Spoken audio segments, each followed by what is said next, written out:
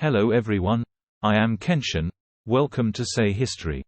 Please like, subscribe, leave a comment, share, and don't forget to hit the notification bell. Thank you. Today's historical talk is Marlene Dietrich, who was not tempted by profit. In times of global turmoil, some people would give up their moral bottom line for the sake of benefit.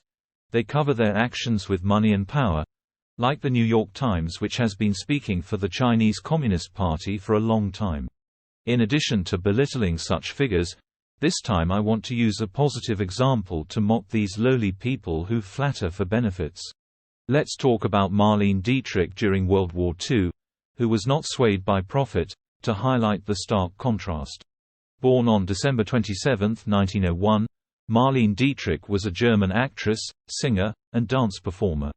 In 1930, she gained fame for her charming cabaret performer role in the German film, Der Blaue Engel, The Blue Angel, directed by Josef von Sternberg. Dietrich became an American citizen in 1939 and was committed to filmmaking during the war, such as Destry Rides Again, 1939, and Spoil of Fear, 1942, for Paramount Pictures, and performed for troops in the US, Europe, and North Africa. Despite being offered a high-party contract, Dietrich refused to work in Nazi Germany. She also raised funds to help Jews escape Germany. For her work during the war, Dietrich was awarded the Legion of Honor in France and the Medal of Freedom in America, which she described as, "the only important thing I have done." Dietrich was born to a family of jewelers, Marie Magdalene Dietrich, in the Schöneberg district of Berlin. Her father was a police lieutenant who died in 1907. She combined her names and from the age of 11 was known as Marlene. When young, Marlene wanted to be a violinist, but switched to acting when she injured her finger. She attended the Max Reinhardt School of Drama, failed the first audition, played minor roles on stage and revue, and supported herself by working in a factory. In 1923, she portrayed a maid in the silent film, Der kleine Napoleon, The Little Napoleon, and met her husband, Rudolf Sieber, on the set of Tragödie der Liebe, Tragedy of Love, 1923, despite they lived apart for much of their marital life. In 1924, they had a daughter named Maria. After the couple divorced and remained friends, she continued to work on stages in Berlin and Vienna until she starred in the European first sound film, The Blue Angel, 1930, directed by Josef von Sternberg, in Berlin. Her role as Lola Lola was successfully controversial, and soon this movie was ordered banned in Germany under the Nazi regime. However, after her performance in The Blue Angel, Der Blaue Engel, she became internationally successful, especially for her theme song, Ich bin von Kopf bis Fuß auf Liebe eingestellt, better known in its English version, Falling in Love Again, which became her signature song. After the film's success, she moved to Hollywood and signed a contract with Paramount Pictures, and made 7 films with Sternberg, including Morocco, 1930, Dishonored, 1931, Shanghai Express, 1932, and Blonde Venus, becoming one of the highest-paid actresses in America. In Morocco, she made waves under Sternberg's guidance, with Gary Cooper, where she, dressed as Marlene in a tuxedo, kisses his mouth in that scene. The role won her an Oscar nomination. Her bisexuality rumors were never confirmed, but she was reportedly involved with several people, including poet Mercedes de Acosta, French singer Edith Piaf, and even Swedish treasure actress Greta Garbo. Like today's top stars, she was a collaborator of top designers, wearing designs by Chanel, Balenciaga, Hermes, and Christian Dior, captivating everyone with her elegance and charm. During a trip to London in 1933, members of the Nazi Party found her and tried to persuade her to return to Germany and become the «pretty face» of the Third Reich. When she refused, her films were once again banned in Germany. Hitler allegedly proposed that Dietrich become his mistress. When she declined, all copies of The Blue Angel were destroyed, except the one he reserved for herself. Because of these experiences, Dietrich applied for American citizenship and became an American citizen in 1939. From then on, her task was to help America raise war bonds and to contribute to troops on the war front. Furthermore, Along with Austrian filmmaker Billy Wilder, she established a fund with the aim to help Jews escape Germany, even keeping several anti-Nazi records in German. She received several forms of recognition for this, including the Israeli Courage Medal, and even used her earnings from the 1937 film Night Without Armor to assist refugees. When the United States decided to enter the war in 1941, she helped sell war bonds. Between 1941 and 1943, as an honorary colonel in the Army, she performed for American troops across the country. From 1944 to 1945, she performed for troops in Algeria, the United Kingdom, France, and Italy, and even briefly went to Germany. She continued to appear on movie screens during wartime, even working with Alfred Hitchcock and Orson Welles. At the end of the war, she got in touch with her sister and her nephew, but it turned out that her relatives had run a cinema in Bergen-Belsen, Germany, even cooperating with the Bergen-Belsen concentration camp operation. Nazis frequented the cinema they had run. Initially, she defended her family, opposing accusations of collusion, but later claimed not to have a sister. In November 1947, she received the Medal of Freedom for helping to sell war bonds. After the war, she initially made a movie each year, working with well-known directors like Billy Wilder, Alfred Hitchcock, and Fritz Lang. She continued to appear frequently in public. Before she withdrew almost completely from the film industry towards the end of the 1950s, she made a major appearance in 1957, co-starring with Tyrone Power in the court drama, Witness for the Prosecution, which was directed by Wilder.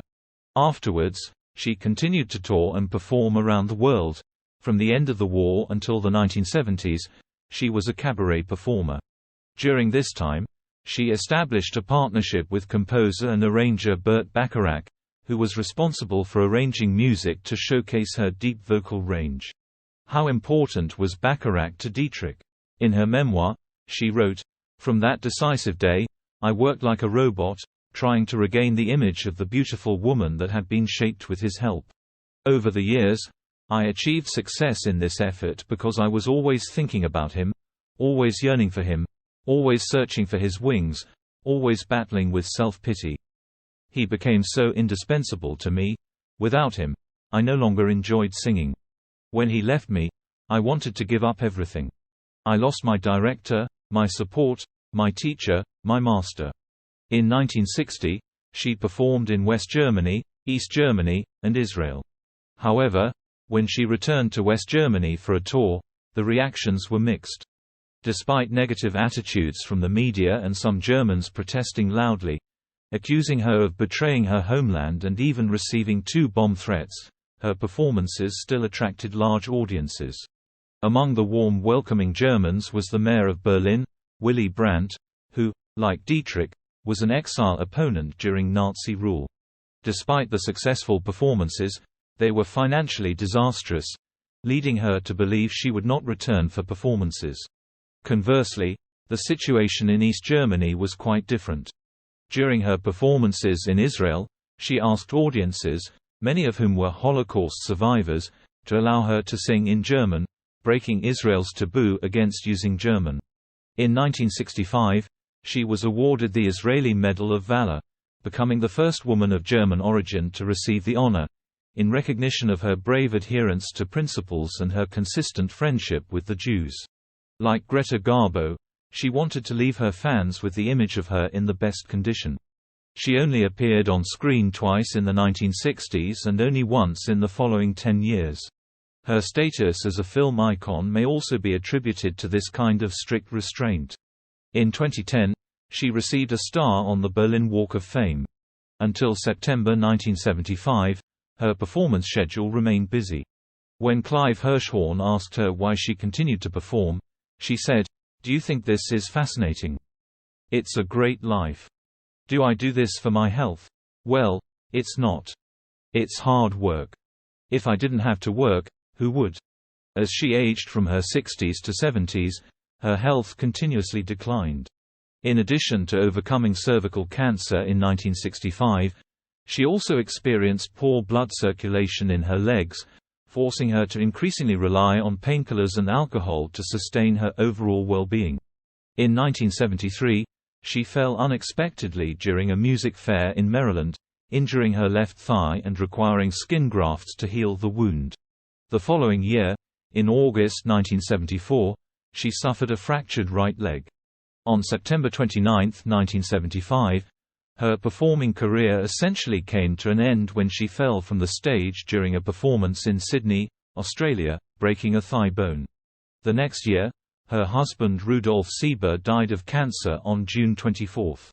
Her last on-screen appearance was a brief role in the 1979 film, Just a Gigolo, starring David Bowie and directed by David Hemmings, in which she sang the hit song. She continued to perform on stage well into her 70s. Her final years were spent in seclusion in her apartment on Avenue Montaigne 12 in Paris, during which she was bedridden for most of the last 13 years, allowing only a handful of people including family and employees into her apartment. In 1982, she agreed to participate in a documentary about her life, Marlene, which premiered in 1984. Although she refused to be filmed herself, she did provide commentary. The documentary won multiple European Film Awards and was nominated for an Oscar for Best Documentary in 1984. Newsweek called it a unique film, perhaps the most captivating and poignant documentary ever made about a great movie star. She passed away in her sleep from renal failure in her Paris apartment in 1992 at the age of 90. Her requiem mass and funeral were held on May 14, 1992, at the Madeleine Roman Catholic Church in Paris, with about 1,500 dignitaries from Germany, Russia, the US, UK, and other countries inside the church, and thousands more outside sending her off, even draped in the French national flag. At the time, a simple bouquet of white wildflowers and roses from then French President François Mitterrand, and the 3 medals she received, including the French Legion of Honor and the American Medal of Freedom, were displayed under her coffin. The chief celebrant of the Mass said, "Everyone knows her life as a movie and song artist, everyone knows her strong stance. She lived like a soldier and was willing to be buried like a soldier." In accordance with her will, she was flown back to Berlin and buried there on May 16, 1992, an event which caused quite a stir.